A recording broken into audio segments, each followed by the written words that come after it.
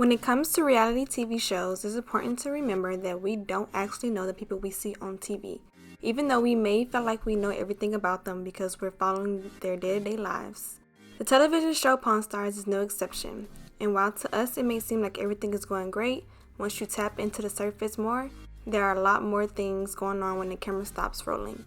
Now Pawn Stars airs on the History Channel and originally aired back in 2009. The show revolves around the gold and silver pawn shop located in Las Vegas, Nevada, and it's a 24-hour family-owned business run by the star of the show, Rick Harrison, and his family. Now, if you've ever been to the pawn shop, then you know how it works. You bring in items they may deem of value, and the workers give you the value and offer on the items you brought in, and all that's Pawn Star highlights. The show grabs millions and millions of viewers because they tend to get a good amount of items worth a high value. Now, of course, the added conflicts, intense bargaining, and just showing off some ancient items keeps the viewer's attention, and here is the real truth about Pawn Stars that we'll discuss in today's video. But before we do, go ahead and drop a like if you enjoy Pawn Stars and subscribe to our channel for future content.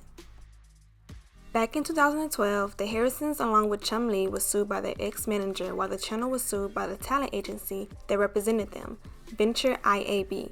Allegedly, their ex-manager Wayne Jeffries claimed that the Pawn Stars fired him over a disagreement when he created the spin-off show Cajun Pawn Stars. On the other hand, Venture IAB accused History Channel executives of working with another agent to lure the Harrisons and Chum Lee away from them. While Jeffries was sued for unspecified damages in his lawsuit that was later settled with undisclosed terms, the agency was looking to get over $5 million in a suit that was eventually dismissed.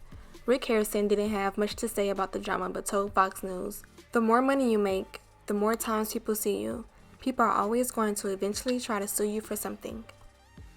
When people sacrifice everything for their business and career, they usually wind up feeling a little burnt out after some time, and owner Rick Harrison is no exception. When he first pitched the idea of Pawn Stars, he wasn't looking for the show to be a long-running show in the first place, and was actually only hoping for a season or two. Now obviously everything that has happened in the success of Pawn Stars has been well above his expectation. In 2015, he seemed a little tired of being in a reality TV celebrity and confessed he planned to reduce his involvement of the show and the pawn shop drastically. He stated, "I promised my wife that after 2 years I would massively slow down because you can't work 12 hours a day for too long before you burnt out." Now the 2 years have already turned into 3, and it's only a matter of time before he actually decides to call it quits and put the pawn shop up for sale. By 2011, both the regular show and business was booming at the gold and silver pawn shop. So Rick, whose favorite thing in the world is making money, decided to expand.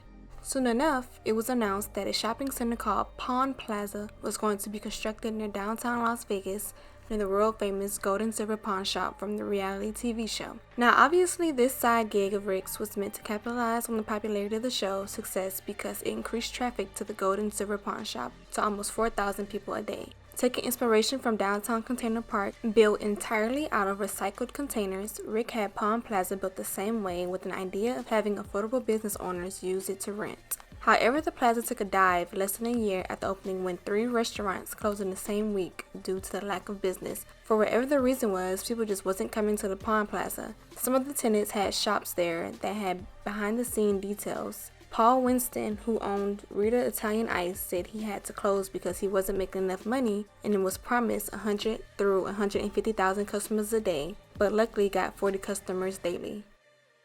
That's all we have for today's video. Thank you for watching. Hope you enjoyed it, and don't forget to leave a comment, like, and subscribe to the channel for future content just like this.